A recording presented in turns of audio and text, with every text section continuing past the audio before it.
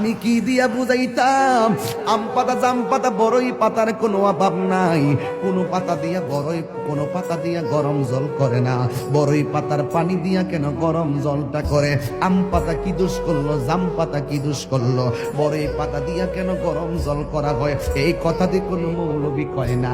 লাল কাপড়, নীল কাপড়, হলুদ কাপড়, কত কাপড় দেখলাম। কবরের কাপড়টা কেন ভাইজান সাদা? এই সাদা দিয়া কেন দাফন করা হয়? এই কথা দিয়ে পৃথিবীর কোনো মৌলবি কয় না রে। এ আমার যুবক,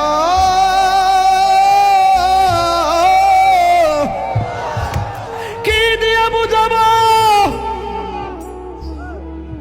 কবরটা কেমন ডেঞ্জারাস?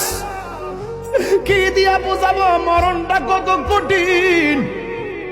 কি দিয়া বুঝাবো তাহিরের যে একটা দিন চলে যাওয়া মানে হলো আমার জীবন থেকে চিরদিনের জন্য দিনটা চলে গেছে।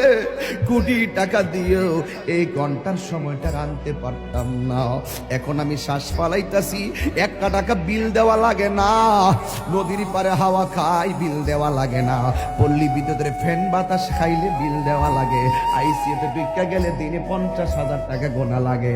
আমার আল্লাহ যে কত নিয়ামতের বাতাস আমরা ঢুকাইতেছে, বাইরে কইরাইতেছে, একটা টাকা বিল নেই না। আল্লাহ কয় বিল লাগতো না, শুধুমাত্র তোরা 5 বার আইসা কপালটার মাটির মধ্যে লাগাইয়া দিবি। সুবহান রাব্বিয়াল আলা বলবি। দুনিয়ার মালিকের ডিউটি 20 দিন না করলে 20 দিনের বেতন কাটা। আর আমার আল্লাহ তোরা হাজিরা দিছে দৈনিক 5 বার। 1 মাসও হাজিরা দেও না, 2 মাসও দেও না, মাঝে মাঝে সিটারি হাজিরা দাও। কিন্তু আমার আল্লাহ ইচ্ছা করলে তোমার গলার মধ্যে কাটা লাগাইয়াও আমার আল্লাহ রিজিকটারে বন্ধ করে দিতে পারে।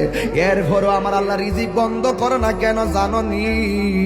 কারণ হলো আমার আল্লাহ কয় আমি আল্লাহ তোরে মায়া কইরা বানাইছি, মায়া লাগে।